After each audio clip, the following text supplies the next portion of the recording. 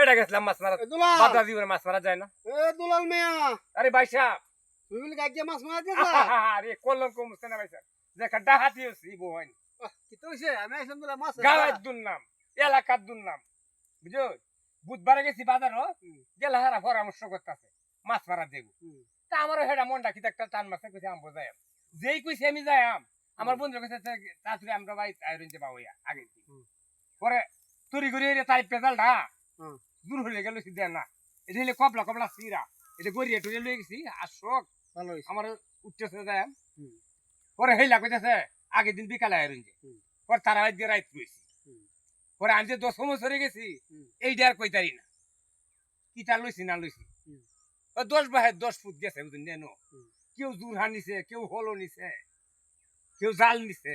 তুমি কি তানি তো হেডে কও আমি টাক জাল লয়ে গেছি। আচ্ছা। ওই জালটা যেই বড়াইছি ভাই স্যার, বড়াই ব্যাগটা তো বাহিরে দিয়ে বেটি ছায়াটা বতা আমার লাল।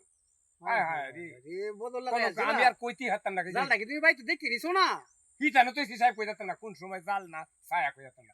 ওহন তো যেই কাইডে মারছে, হায় হায় রে, দিহি 10 বাহে 10 ফুট ছায়াটা লয়ে সরম গেছে। সরম।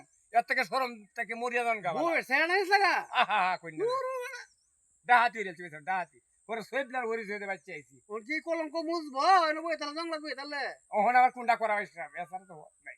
যেনে যাই ফুলা থেকে বুড়া থেকে সবাই কালি এক কথা ছায়াডা ছায়াডা। আমি কি তা করতাম? হাতি করলা গাওয়ার ইজ্জত মাল্লা